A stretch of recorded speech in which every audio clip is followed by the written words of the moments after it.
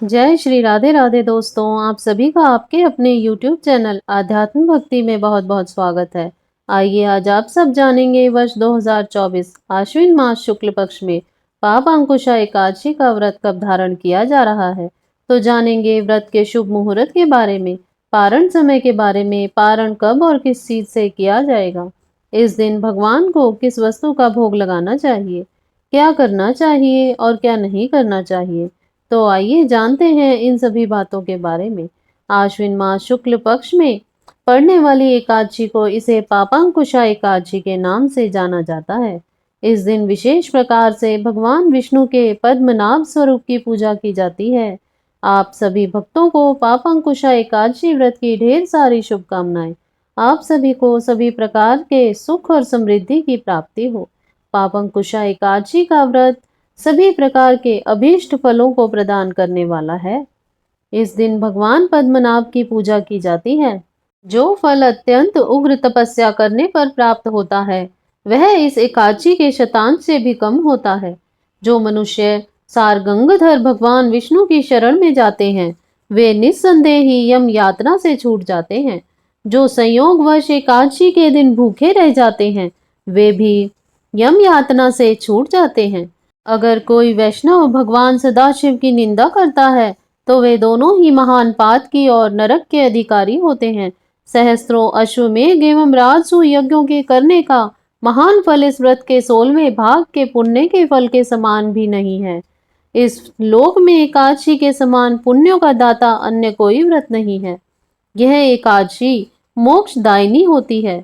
इसके द्वारा आरोग्यता, सुंदर स्त्री एवं धन धान्य की प्राप्ति होती है। इस व्रत को करने वाले मनुष्यों के पितृपक्ष के 10 कुल, मातृ पक्ष के 10 कुल तथा भार्या पक्ष के 10 कुलों का जो कि उद्धार हो जाता है।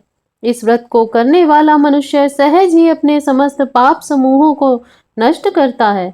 इस एकादशी में अन्न, भूमि, धन एवं गौदान देने वाले महान फल को प्राप्त करते हैं। यह पापों पर अंकुश लगाने के कारण इसे पापांकुशा एकादशी व्रत के नाम से जाना जाता है। आश्विन मास शुक्ल पक्ष की एकादशी तिथि का प्रारंभ समय 13 अक्टूबर 2024 दिन रविवार सुबह 9:11 है और एकादशी तिथि की जो समाप्ति है वह 14 अक्टूबर 2024 दिन सोमवार सुबह 6:42 है। यह समय सनातन पंचांग के अनुसार है और वाराणसी ऋषिकेश पंचांग के अनुसार एकादशी तिथि प्रारंभ समय 13 अक्टूबर को सुबह 4:19 पर एकादशी तिथि की प्रारंभ समय है और इसकी समाप्ति 13 अक्टूबर की रात्रि 2:30 पे है। इस बार सनातन पंचांग के और ऑनलाइन पंचांग के अनुसार और वाराणसी ऋषिकेश पंचांग के अनुसार भी स्मारकों के लिए 13 अक्टूबर को रविवार के दिन सभी भक्तजन व्रत को धारण करेंगे और वैष्णवों के लिए 14 अक्टूबर को व्रत धारण किया जाएगा। तो जो भी गृहस्थ जन हैं वह सभी 13 अक्टूबर को व्रत धारण करेंगे और वैष्णव लोग सभी 14 अक्टूबर को व्रत धारण करेंगे। इस व्रत का पारण जो कि हरिवासर समाप्त होने के बाद करना चाहिए। हरिवासर का समय जो कि द्वादशी का पहला चौथाई हिस्सा हरिवासर का होता है, इसको छोड़ करके व्रत का पारण करना चाहिए। तो ऑनलाइन पंचांग और सनातन पंचांग के अनुसार द्वादशी तिथि की जो समाप्ति है वह 14 अक्टूबर की रात्रि 3:43 द्वादशी तिथि की समाप्ति है और वाराणसी ऋषिकेश पंचांग के अनुसार द्वादशी तिथि की समाप्ति जो कि 14 अक्टूबर की रात्रि 12:24 पर है। तो जो भी सनातन पंचांग के अनुसार और ऑनलाइन पंचांग के अनुसार मानने वाले हैं वह सभी इन पंचांगों के अनुसार जिन्होंने 13 अक्टूबर को व्रत धारण किया है वह सभी 14 अक्टूबर को व्रत का पारण करेंगे। 14 अक्टूबर को पारण का समय दोपहर 1:16 से 3:34 तक व्रत का पारण किया जाएगा। और वाराणसी ऋषिकेश पंचांग को मानने वाले हैं तो उसके समय के अनुसार 13 अक्टूबर को व्रत धारण करने वाले 14 अक्टूबर को सुबह 7:58 से सुबह 8:50 तक एकादशी व्रत का पारण करेंगे। और जो भी वैष्णव लोग 14 अक्टूबर को व्रत धारण करेंगे वो सभी व्रत का पारण 15 अक्टूबर को सुबह 6:30 से सुबह 7 बजे तक व्रत का पारण कर लेंगे। पापांकुशा एकादशी व्रत का पारण गुड़ से किया जाता है। यह संभव ना हो जाए तो आप जल और फल या तुलसी दल से भी व्रत का पारण कर सकते हैं। 14 अक्टूबर को, जो कि पद्मनाभ द्वादशी भी है, 13 और 14 अक्टूबर को ब्रह्म मुहूर्त का जो समय होगा, वह समय सुबह 4:41 से सुबह 5:31 तक होगा। सूर्य उदय का समय सुबह 5:55 से और सूर्यास्त का समय शाम 5:32 है। नक्षत्र जो कि घनिष्ठा नक्षत्र होगा 13 अक्टूबर की रात्रि 2:51 तक, उसके बाद शतभिषा नक्षत्र और उसके बाद पूर्व भाद्रपद नक्षत्र होगा। 13 अक्टूबर को योग जो कि शूल योग होगा रात्रि 9:26 तक, उसके बाद फिर गंड योग होगा और आगे वृद्ध योग होगा। 13 अक्टूबर को रवि योग भी बन रहा है, जो कि सुबह 6:21 से रात्रि 2:51 तक होगा।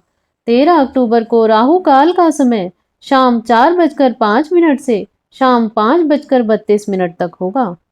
वहीं 14 अक्टूबर को राहु काल का समय सुबह 7:23 से सुबह 8:49 तक रहेगा और 15 अक्टूबर को राहु काल का समय दोपहर 2:37 से शाम 4:03 तक होगा। जो भी भक्तजन एकादशी का व्रत धारण करने वाले हैं, उन्हें एकादशी का व्रत के लिए, जो कि दशमी के दिन से ही व्रत के नियमों का पालन करना चाहिए। दशमी तिथि के दिन सूर्यास्त होने से पहले शुद्ध और सात्विक आहार ग्रहण करना चाहिए। दशमी के दिन चावल ग्रहण नहीं करने चाहिए। दशमी के दिन जो कि कांसे के बर्तन में भोजन भी नहीं करना चाहिए। शुद्ध शाकाहारी भोजन करना चाहिए।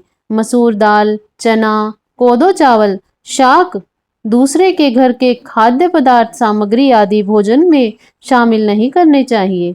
रात्रि में ब्रह्मचर्य का पालन करना चाहिए।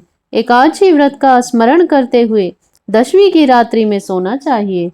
एकादशी की सुबह उठ करके नित्य क्रियाओं से निवृत्त होकर के स्नान करके शुद्ध वस्त्र धारण करके भगवान सूर्य देव को अर्घ प्रदान करना चाहिए। व्रती को व्रत का संकल्प लेना चाहिए। व्रत के लिए भगवान से प्रार्थना करनी चाहिए कि हे भगवान, आज मैं पापांकुशा एकादशी का व्रत धारण करने जा रहा हूँ या करने जा रही हूँ। इस प्रकार से भगवान से प्रार्थना करें कि हमारे सभी प्रकार के पाप और ताप नष्ट हो जाएं, हमें पुण्य फलों की प्राप्ति हो। आपके मन में जो भी इच्छा, जो भी कामना हो, वह भगवान से कहनी चाहिए। और एकादशी तिथि के दिन जुआ, दिन में निद्रा, तांबुल, दातुन, पर निंदा, चुगली, चोरी, हिंसा तथा किसी जीव को सताना, स्त्री सहवास, क्रोध, मिथ्या भाषण आदि को त्याग कर देना चाहिए। शुद्ध सात्विकता के साथ एकादशी व्रत का पालन करते हुए इस दिन भगवान का सुबह और शाम के वक्त पूरे विधि विधान के साथ पूजन करना चाहिए। एकादशी तिथि के दिन जहां तक हो सके दिन रात्रि उपवास रहना चाहिए।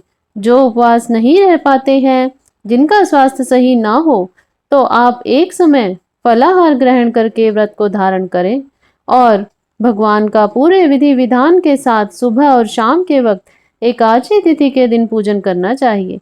कथा का श्रवण करना चाहिए। भगवान की आरती करनी चाहिए। इस दिन भगवान का जो कि गंध, पुष्प, धूप, दीप आदि से पूरे विधि विधान के साथ पूजन करना चाहिए। इस दिन भगवान विष्णु को केले का भोग लगाना चाहिए और फिर उसे प्रसाद के रूप में ग्रहण करना चाहिए। आप चाहें तो इस दिन भगवान को ऋतुफल और दूध से बनी चीजों का भी भोग लगा सकते हैं, परंतु विशेष करके इस दिन भगवान को केले का ही भोग लगाना चाहिए। जब भी भगवान को भोग लगाएं तो भोग लगाने के बाद जल से आचमनी करवाएं। मुख शुद्धि के लिए पान पत्र, लौंग, इलायची के साथ भगवान को अर्पित करने चाहिए। इस प्रकार भगवान विष्णु का पूजन करके एकादशी व्रत की कथा श्रवण करनी चाहिए। भगवान विष्णु के स्तोत्र, चालीसा आदि का पाठ या श्रवण करना चाहिए। इस प्रकार से भगवान का पूजन करके एकादशी का रात्रि जहाँ तक हो सके जागरण करते हुए समय को व्यतीत करना चाहिए और द्वादशी की सुबह उठ करके स्नान आदि करके शुद्ध वस्त्र धारण कर भगवान का पूजन व आरती कर लेनी चाहिए। इसके बाद ब्राह्मणों को भोजन करवाएं, ब्राह्मणों को दान और दक्षिणा दें और फिर समय के अनुसार व्रत का पारण कर लेना चाहिए। इस प्रकार से व्रत को धारण करने से व्यक्ति के सभी प्रकार के पापों का नाश होता है, तभी उनके पुण्य उदित हो पाते हैं। उसके बाद ही सांसारिक सुखों की प्राप्ति हो पाती है। तो आशा करती हूँ आपको ये ज्ञानवर्धक जानकारियाँ अच्छी लगी होंगी। ऐसे ही ज्ञानवर्धक जानकारियाँ प्राप्त करते रहने के लिए, व्रत पूजा आदि के बारे में जानने के लिए यदि आप चैनल पर पहली बार आए हैं तो चैनल को सब्सक्राइब कर लें, ताकि आने वाली वीडियो की नोटिफिकेशन आपको समय से मिलती रहे। वीडियो को लाइक करें, शेयर करें। सुखी रहें, स्वस्थ रहें। जय श्री राधे राधे। धन्यवाद।